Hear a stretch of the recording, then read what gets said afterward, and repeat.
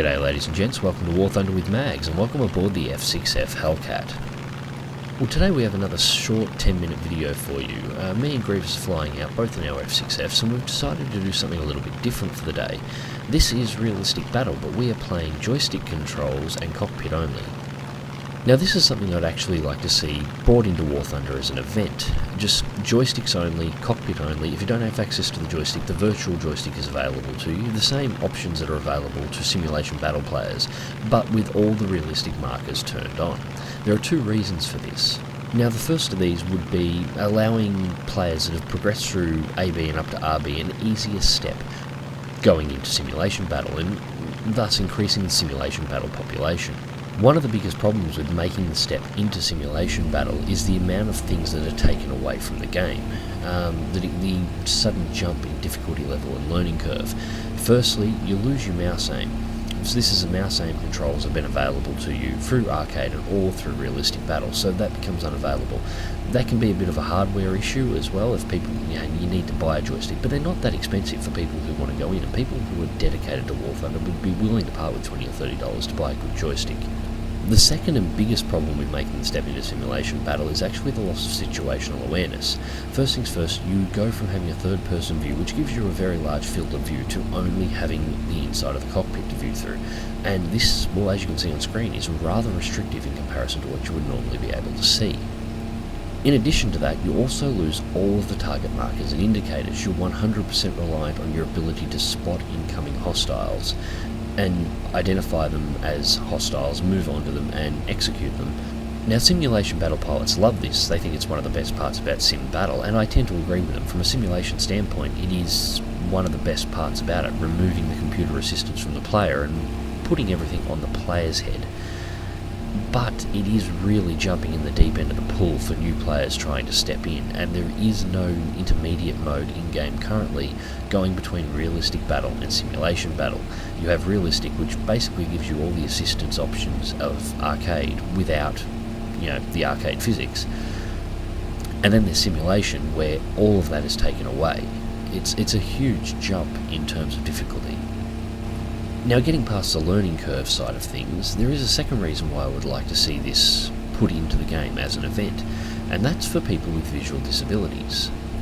Now, this probably seems like an odd thing to bring up. I mean, there wouldn't be that many people playing War Thunder that have visual disabilities, would there?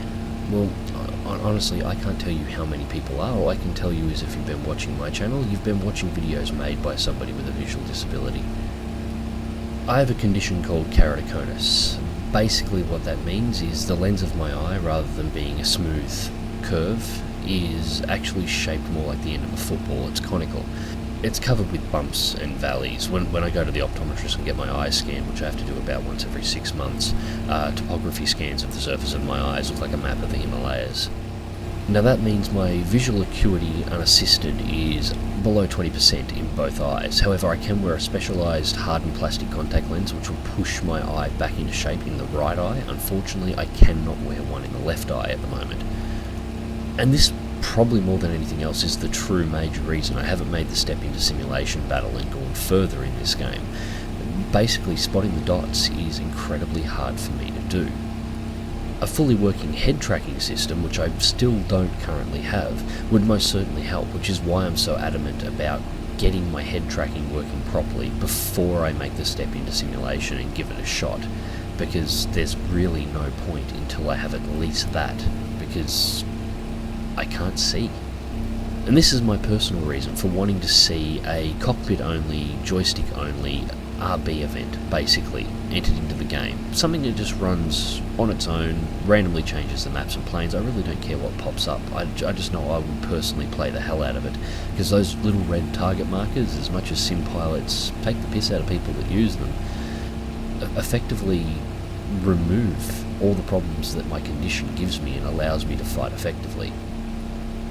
Well, sort of fight effectively. This is the first time I have ever actually done this, cockpit only, joystick only, RB, outside of a practice room. I've never done this before, so this is the first time in live combat. I am just going to put some music on the background and shut the hell up and let you enjoy the show. Oh, two final things. The manoeuvring or looking around the cockpit at the moment is using lock target and look at target buttons that you would normally use from a third person view to be able to track targets, and I'm using the hat on the top of my joystick to look around when I don't have a target locked. Second thing, count the number of times I set this Focke-Wulf on fire. Hope you enjoy the show.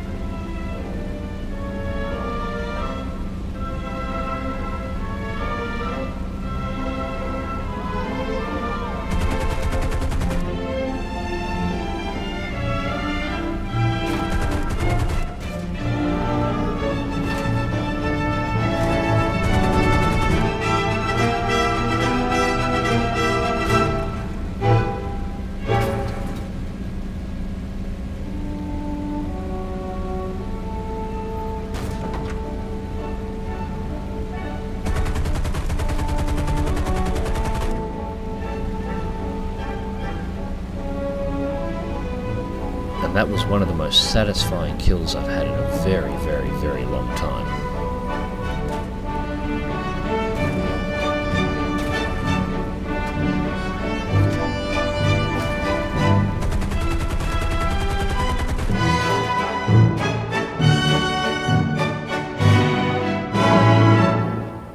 But all good things must come to an end. Hope you enjoyed this video. Click like if you do, subscribe if you want to see more. Fly smart, fly safe, and I'll catch you in the skies.